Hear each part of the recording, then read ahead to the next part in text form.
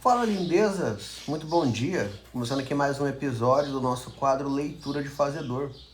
Todos os dias a gente se encontra aqui cedinho para ler juntos o trecho de um livro.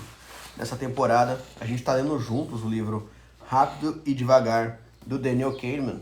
Daniel, que é o ganhador do Prêmio Nobel de Economia. Sabe como que é? Quando você tem um êxito gigantesco, uma descoberta enorme, uma relevância incomparável no seu setor, você é laureado com o Prêmio Nobel. Aí tem Prêmio Nobel de Física, Saúde, o Gandhi ganhou o Prêmio Nobel da Paz. Infelizmente no Brasil a gente não tem nenhum ganhador do Prêmio Nobel ainda, né? Mas além da medalha, que é uma medalha de ouro maciço do Prêmio Nobel, você recebe um prêmio em dinheiro, né? milhares de dólares. Então, assim, para você chegar lá é muito tempo, tem julgamento, tem avaliação e os caralho. E o Daniel presenteou a gente com esse livro, que fala sobre duas maneiras de pensar, o rápido e o devagar. Ele classifica no decorrer do livro como sistemas, como se fossem nosso cérebro tivesse dois sistemas. O primeiro, que é aqui na frente, né? O sistema 1, que é o que é de ação rápida, de ação instintiva, de ação impulsiva, de ação automática. E o sistema 2, que fica nas partes laterais e de trás aqui, que é o pensamento analítico e o pensamento mais, como que eu vou, planejado, sabe? Quando você raciocina para fazer alguma coisa, você está usando o seu sistema 2. Quando você faz no automático, tipo respirar, manter a língua no céu na boca, né? Vários piscar, a gente pisca automaticamente, a gente não, opa, tem que piscar, faz hora que eu não pisco, né? Muitas coisas a gente faz no automático. Essas estão compreendidas como sistema 1. E o sistema 2 é quando a gente precisa levar em consideração. Digamos que você acabou de receber e você tem várias contas para pagar. Fatura de cartão, água, luz, aluguel, telefone, internet, escola das crianças, pet shop, um monte de coisa, né? E aí, o seu salário não dá para pagar todas as contas e você tem que escolher qual conta você tem que pagar primeiro, né? Para você não ficar na mão. Aí você pensa, consigo ficar sem internet? Não consigo, então tem que pagar a internet. Consigo ficar sem luz? Não consigo, então tem que ficar luz. Consigo ficar sem casa? Não consigo, então tem que pagar o aluguel. Ah, eu consigo ficar sem tal coisa? Opa, isso aqui dá para esperar. Então eu vou pagar os essenciais, né? E o que dá para esperar a gente paga depois, no meio do mês, no final do mês, no próximo mês eu dou um jeito, alguma coisa assim. Esse raciocínio que você faz na hora de pagar as suas contas, ele é oriundo do sistema 2. Porque pelo sistema 1 você pensaria, consigo pagar todas as minhas contas? Não. Então não vai adiantar eu pagar metade. Eu vou gastar esse dinheiro e que se lasque. Depois a gente dá jeito. Só se vive uma vez. Uhul. Esse é o pensamento do sistema 1. Ele não tem consequência. Vamos continuar de onde a gente parou então, pessoal. Quem está chegando, o sistema me avisa, ele pede para mim falar com vocês, para vocês convidarem pessoas para participar dessa live. Uma live de leitura, tá? Eu não faço duelo, eu não faço dancinha, eu não vou tirar roupa. Então, se vocês gostam de leitura ou conhecem pessoas que gostam de leitura, convide essas pessoas para participar com a gente. Se vocês puderem me ajudar com curtidas, né? Curtidas, reações e etc., é muito legal também. A gente parou no começo do capítulo 2, Heurísticas e Vieses. A lei dos pequenos números. O estudo da incidência de câncer renal nos 3.141 condados dos Estados Unidos revela um padrão notável. Os condados onde a incidência de câncer renal é menor são, na maioria, condados rurais, né? Esparsamente povoados e localizados em estados tradicionalmente republicanos no meio-oeste, no sul e no oeste. Que conclusão você tira nisso, né? Já fizeram um estudo semelhante a algumas tribos aqui do Brasil, que a incidência de problemas de apendicite era menor em regiões que tinham grande predominância de castanhas. Aí eles associaram diretamente, falaram, comer castanha evita crises de infecção no apêndice e etc. Nesse caso aqui, eles identificaram que as pessoas que moravam na região rural e tinham menos residências perto, tudo, eles tinham menos câncer renal, câncer de problemas do rim, né? E aí, que conclusão que a gente tira disso? Sua mente ficou bastante ativa nos últimos segundos e foi principalmente uma operação do sistema 2. Você deliberadamente procurou na memória e formulou hipóteses. Algum esforço esteve envolvido. Suas pupilas dilataram e seus batimentos cardíacos aumentaram de modo mensurável. Mas o sistema 1 não ficou ocioso. A operação do sistema 2 dependia de fatos e sugestões recuperados na sua memória associativa. Você provavelmente rejeitou a ideia de que os políticos republicanos proporcionavam uma proteção contra o câncer renal. Muito provavelmente acabou se concentrando ao fato de que os condados com baixa incidência de câncer são na maioria rurais. Os perspicazes estatísticos Howard Weiner e Harris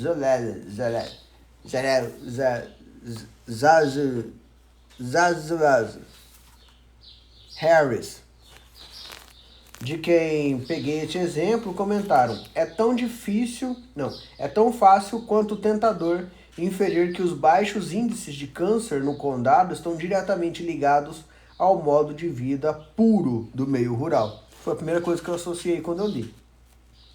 Livre da poluição do ar, da poluição da água e com acesso a alimentos frescos e sem aditivos. Isso faz perfeito sentido.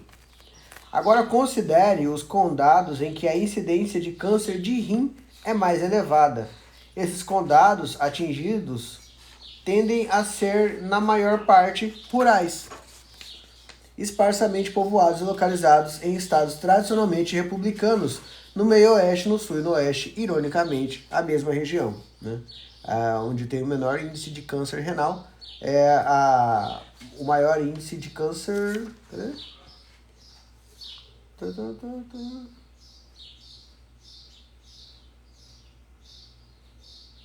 O maior câncer de rim. Eu acho que é a mesma coisa. Câncer renal e de rim é a mesma coisa. Weiner e Zerling, o carinha lá, comentaram: é fácil inferir que suas elevadas taxas de câncer podem ser diretamente devido à pobreza do estilo de vida rural. Sem acesso a bons cuidados médicos, com dieta rica em gordura, excesso de álcool e tabaco. Alguma coisa está errada, é claro.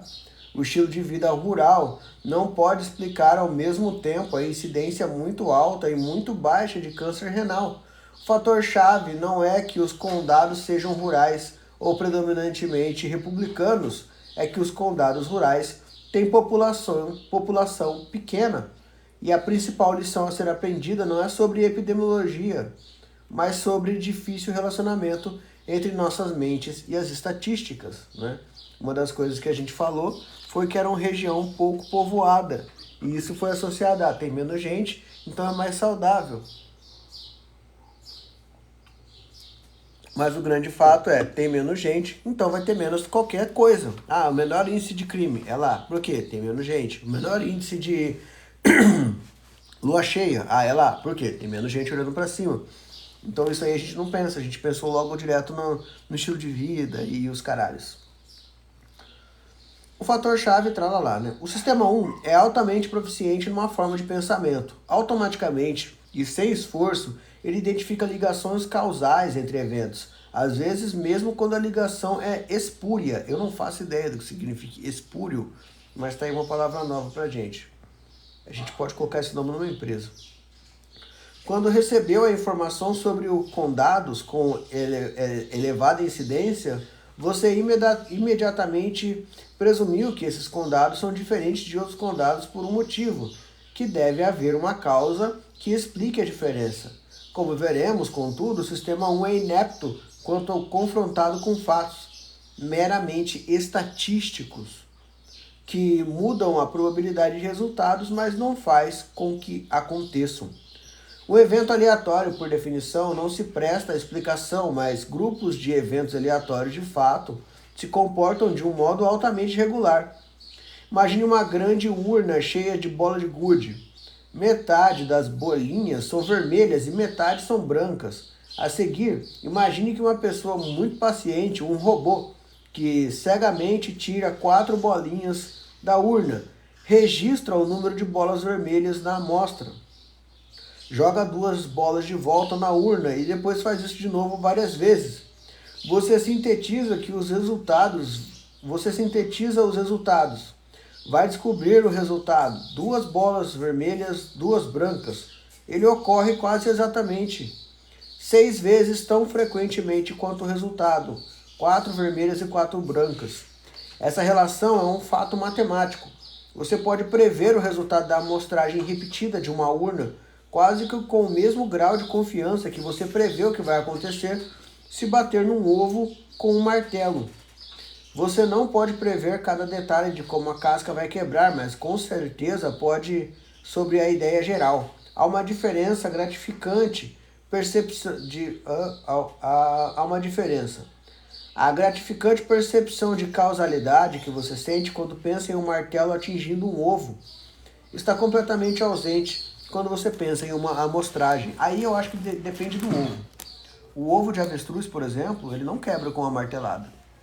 Se você der uma martelada no ovo de avestruz, ele não quebra imediatamente. Ele é muito duro. Já o ovo de um ser humano, se você der uma martelada, não é que ele quebra, é que eu acho que ele explode, né? Então varia muito. Um fato estatístico relacionado é relevante para o exemplo do câncer. Na mesma urna, 2 contadores de bolinha de gude muito pacientes se revezam. Jack tira 4 bolinhas em cada tentativa. Jill tira 7. Ambos registram cada vez que observam uma amostra homogênea. Todas as brancas ou todas as vermelhas. Se prosseguirem por um tempo suficiente, Jack vai observar esses resultados extremos com mais frequências do que Jill. Por um fator de 8. As porcentagens esperadas são 12,5% e 1,56%. Mais uma vez, nenhum martelo, nenhuma causalidade, mais um fato matemático. Amostras de 4 bolinhas produzem resultados extremos com mais frequência do que amostras de 7 bolinhas fazem. Agora imagine a população dos Estados Unidos como bolinhas de gude numa urna gigante. Alguma bolinha está marcada com CR para câncer renal. Você extrai amostras de bolinhas e povoa cada condado por vez. Amostras rurais são menores do que as outras amostras, assim como no jogo de Jack e Jill. Resultados extremos, as taxas de câncer muito elevadas ou muito baixas, têm maior probabilidade de serem encontradas em condados esparsamente povoados. Esparsamente significa, tem um aqui nesse bairro, aí tem um monte de bairro vazio, e lá no outro bairro tem uma galera, e só tem uma estrada ligando. Mais conhecido como paz, sossego e tranquilidade. Você, assim como no jogo de Jack Jill, Essa é a única conclusão a se tirar do caso. Começamos por um fato que pede uma causa. A incidência de câncer renal varia amplamente de condado para condado e a diferença são sistemáticas. A explicação que ofereci é estatística. Resultados extremos, tanto alto como baixo, têm maior probabilidade de serem encontrados em amostras pequenas do que em amostras grandes. Se você tem 10 e tem que separar, 5% é tanto. 2,5% é tanto. Agora, se você tem 150.284, para você fazer essa mesma coisa é um pouquinho mais difícil. Não para mim, porque eu sou um gênio da matemática, mas para uma pessoa normal, talvez seja difícil. Eu sou mesmo um gênio, eu faço qualquer conta muito rápido mesmo. Assim, eu faço a conta. Fala uma conta para mim, amor. 5 mais 8. 76, viu? É rápido, essa explicação não é causal. A população pequena de um condado não vê causa nem previne câncer, meramente permite que a incidência de câncer seja mais elevada ou muito menor do que a população maior. A verdade mais profunda é que não há nada para explicar. A incidência de câncer não é verdadeiramente mais baixa ou mais elevada do que o normal num condado com uma população pequena. Apenas parece ser assim num ano particular devido a acidentes de amostragem. Se repetirmos a análise no ano seguinte, vamos observar o mesmo padrão geral de resultados extremos nas amostras pequenas, mas os condados onde o câncer era comum no ano anterior não necessariamente terão uma incidência alta nesse ano. Se esse é o caso, as diferenças entre os condados densos e rurais não contam realmente como um fator. São o que os cientistas chamam de artefatos, observações que são produzidas inteiramente por algum aspecto do método de pesquisa. Nesse caso, pelas diferenças no tamanho da amostra. A história que eu te contei talvez tenha surpreendido, mas não foi uma revelação. Você já sabe faz tempo que os resultados das grandes amostras merecem mais confiança do que os de amostra menor. E mesmo pessoas que são ignorantes de conhecimentos estatísticos já ouviram falar dessa lei dos grandes números, mas saber não é um negócio, sim ou não. E talvez você descubra as seguintes afirmações que se aplicam a você. A característica esparsamente povoado não se sobressaiu imediatamente como uma relevância quando você leu o histórico epidemiológico, que foi o que eu falei, né? Uma das informações era, tem pouca gente ali e tal. A gente considerou isso como um fator causal da qualidade de vida, não da quantidade de pessoas do estudo. Você ficou, no mínimo, razoavelmente surpreso com o tamanho da diferença entre amostras de 4 e amostras de 7. Mesmo agora, você deve empregar algum esforço mental para perceber que duas seguintes afirmações significam exatamente a mesma coisa. Amostras grandes são mais precisas do que amostras pequenas. Amostras pequenas fornecem resultados extremos com mais frequência do que amostras grandes o fazem, né? Por exemplo, numa região que tem menos de 5.000 pessoas, se ali 20% delas tiver um problema de saúde, é gigantesco em comparação à proporção de quantidade de pessoas que tem ali. Já se tiver mais de 1 milhão de pessoas e a mesma quantidade daquela cidade for incidente lá, ela vai ter muito menos do que 20%. É uma coisa proporcionalmente proporcional. A primeira afirmação soa claramente como verdadeira, mas até que a segunda versão faça sentido intuitivamente, você não compreendeu realmente a primeira.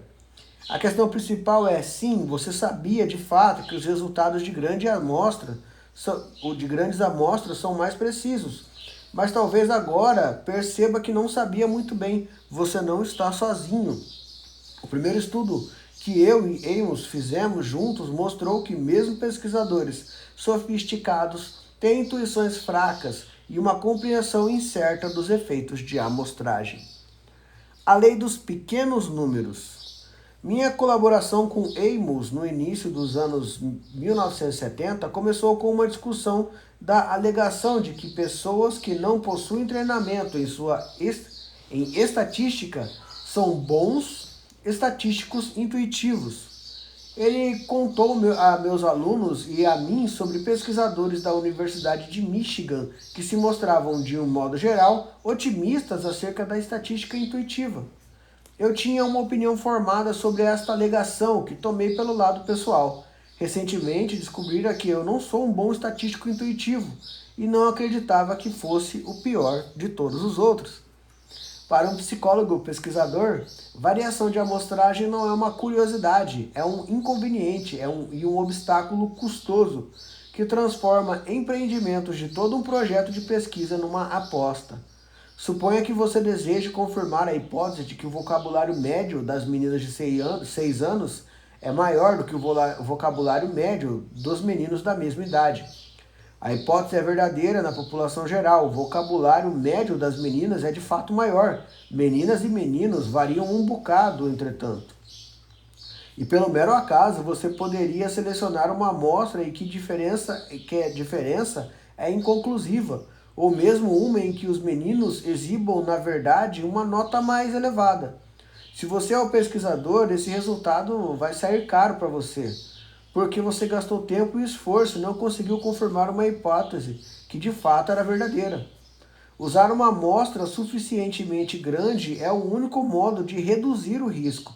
Pesquisadores que pegam uma amostra pequena demais se põem à mercê do acaso da amostragem. Né? Você pode encontrar os menininhos superdotados aí, umas meninas bem e falar assim, não, os meninos são muito mais inteligentes que as mulheres, mas você pegou uma amostra pequena demais. É igual se você falar assim, não, todo cliente que eu pego depois das 3 horas da tarde me dá trabalho. Quantos você viu? Os últimos 4 foram assim. Quantos clientes você atendeu no ano? Uns 150. Falei, então você tem que fazer um pouquinho mais de estudo sobre isso daí. Eu lembro disso, eu vi uma reportagem em que eles falavam que você usar o emoji de cocô do WhatsApp, sabe aquele emoji de cocô com o olhinho assim, ó, só cocô, nas suas postagens, aumentava o alcance. E eles fizeram esse estudo com várias pessoas. E aí eles apresentaram esse estudo, falando que de fato aumentavam. E aí todo mundo começou a usar esse negócio. E aí retirou-se a amostragem de que de fato aumentava e eles revelaram que o estudo era falso. Que era só uma estratégia para mostrar como uma alegação com base em números, falando, tantos por cento, em vez de ela era mais facilmente embasada do que a pessoa olhar aquilo e sair pesquisando se era verdade mesmo. Eles começaram a usar o emoji, falando, vocês sabiam, gente, que se você usar o emoji de cocô, bomba o alcance, tralalá, e todo mundo é mesmo? Vou fazer aqui, ó, gente, eu vi lá que usar o emoji de cocô, não sei o que lá, e foi tal. E era tudo falso, era tudo um exercício. Inclusive não funciona, tá? Se você postar alguma coisa hoje com o emoji do cocô, não vai aumentar em nada, vai ficar engraçado. Eu dou risada quando eu vejo esse emoji. O risco de erro pode ser estimado para qualquer dado tamanho de amostra mediante um procedimento razoavelmente simples. Tradicionalmente, porém, os psicólogos não usam de cálculos para decidir sobre o tamanho de uma amostra. Eles usam o seu julgamento, que comumente é falho. Eu acho que está certo. Um artigo que li pouco antes do debate com Amos demonstrava o equívoco que os pesquisadores cometiam e ainda cometem com uma observação dramática. O autor comenta que os psicólogos comumente escolhem amostras tão pequenas que expõem a si próprios um risco de 50% de fracasso na confirmação de suas verdadeiras hipóteses. Nenhum pesquisador em sã consciência aceita esse risco. Uma explicação plausível era de que as decisões dos psicólogos sobre o tamanho de amostras refletiam enganos intuitivos, predominante sobre a extensão de variação de amostragem. O artigo me deixou chocado, pois explicava alguns problemas que eu enfrentava em minha própria pesquisa, como a maioria dos pesquisadores. Eu rotineiramente recolhia amostras que eram pequenas demais e muitas vezes obtive resultados que não faziam sentido algum. Agora eu sabia o porquê. Os resultados inesperados eram na verdade artefatos de meu método de pesquisa. Meu engano era particularmente embaraçoso, porque eu dava aulas de estatísticas e sabia como calcular o tamanho da amostra, que reduzia o risco de fracasso a um nível aceitável. Mas eu nunca escolhera um tamanho de amostra por cálculo. Como meus colegas, eu confiava na minha tradição e na minha intuição ao planejar meus experimentos e nunca pensara seriamente sobre a questão.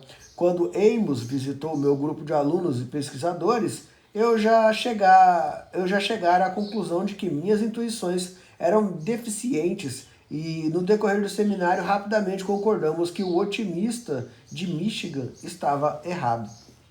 Amos e eu resolvemos examinar se eu era o único tolo ou membro de uma maioria de tolos, testando se pesquisadores destacados por sua perícia matemática cometiam erros similares. Elaboramos um questionário que descrevia situações de pesquisas realistas, incluindo a reprodução de experimentos bem-sucedidos. Pedi aos pesquisadores para escolher o tamanho de amostras e avaliar os riscos de fracasso ao qual suas decisões os expunham, e fornecer conselhos a alunos graduados hipotéticos que tivessem planejado sua pesquisa. Amos reuniu as respostas de um grupo de participantes sofisticados, incluindo autores de 2 livros de estatística, e em uma reunião da Society of Mathematics and Psychology. Os resultados foram inequívocos. Eu não era o único tolo. Cada um dos erros que eu cometera foi compartilhado por uma vasta maioria de nossos colaboradores nos questionários. Estava evidente que até os especialistas prestavam atenção insuficiente ao tamanho da amostra. Amos e eu intitulamos nosso primeiro artigo conjunto de Belief in the Law of the Small Numbers. Acredite na tralalá.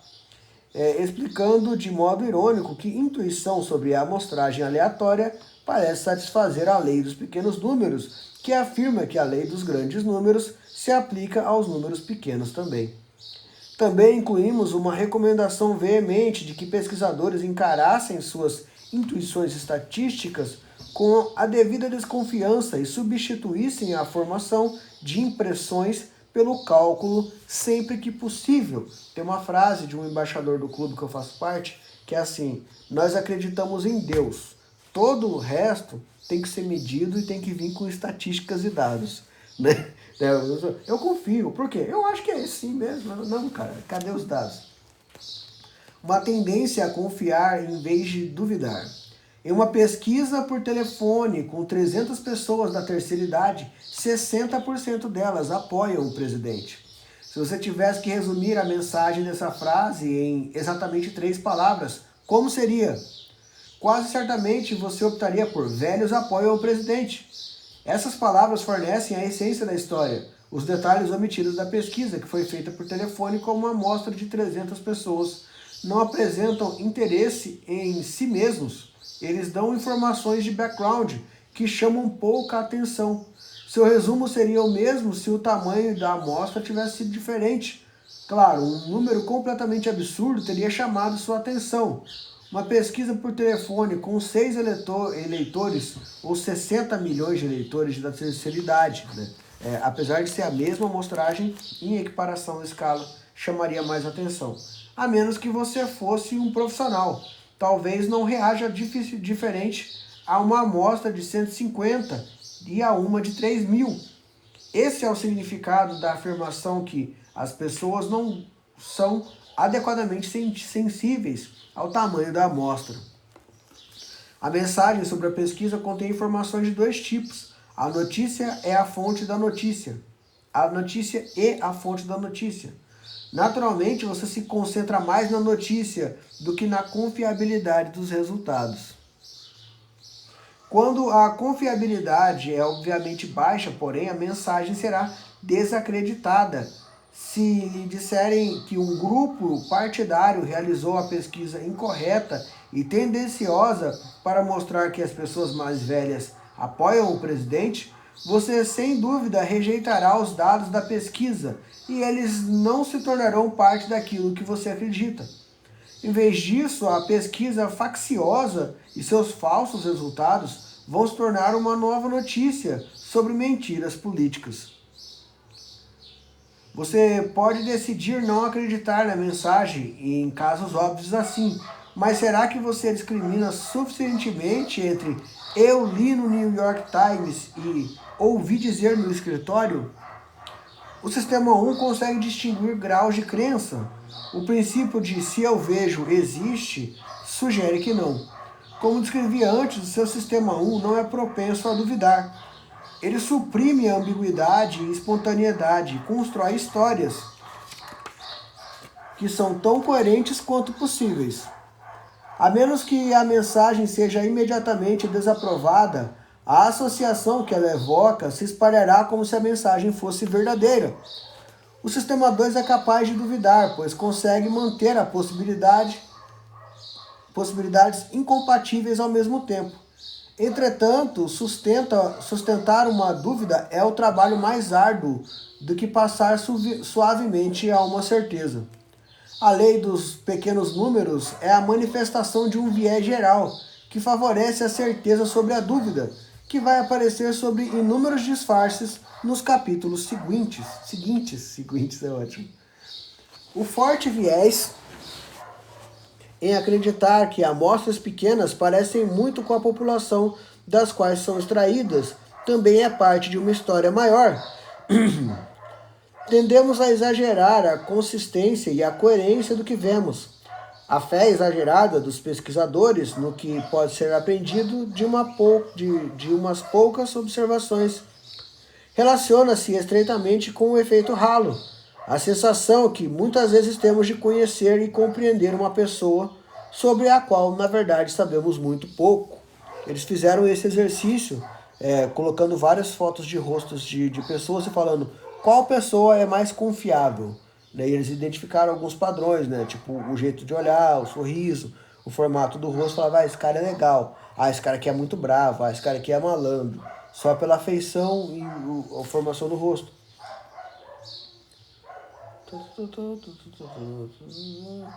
O sistema 1 se antecipa aos fatos de construir uma imagem rica com base em fragmentos de evidência. Uma máquina de tirar conclusões precipitadas agirá como se acreditasse na lei dos pequenos números. De modo geral, vai produzir mais representações do que a realidade faz sentido demais. Causa e acaso. Vocês querem saber qual que é a relação de causa e acaso na questão da mentalidade? Se você quer saber, eu te espero aqui amanhã, na continuação do nosso quadro Leitura de Fazedor. Todos os dias a gente se encontra aqui para ler um textinho de um livro. Nessa temporada a gente está lendo esse aqui, ó, Rápido e Devagar, do Daniel Kahneman. Nós lemos enquanto os cachorros dos vizinhos começam a latir loucamente por motivo nenhum. E é assim, ao vivo, numa rua, que tem vários cachorros chatos pra caramba. O meu cachorro tá aqui, ó, desmaiadinho, quietinho, sem encher o saco. Vem aqui, papai. Vem aqui aparecendo live do pai, vem. Vem aqui, bebê. Vou dormir, ele tá com preguiça. Ó, gente, esse aqui é o Oswaldo, ele tá espreguiçando. Fala com o pessoal. Fala com o pessoal, João. Ele tá preguicinho, ó. Trabalhando, né? Trabalhou até tarde, Oswaldo? Tá preguicinho, não quer papo, não. Eu espero você aqui amanhã, na continuação do nosso quadro Leitura de Fazedor, tá bom? Como eu sempre falo, agora é só você ir lá e colocar em prática o que você aprendeu nesse vídeo. Vai pra cima e um beijo lá naquele lugar. Ah, tá, se você perdeu o começo da live, tem reprise no nosso canal do YouTube. Só você acessar lá a Leitura de Fazedor. Tem todos. Esse é o 5º livro que a gente tá lendo junto, tá? Estamos ficando inteligente pra caramba junto. Pra caramba! Bom? Beijão, pessoal. Até amanhã. Fiquem com Deus.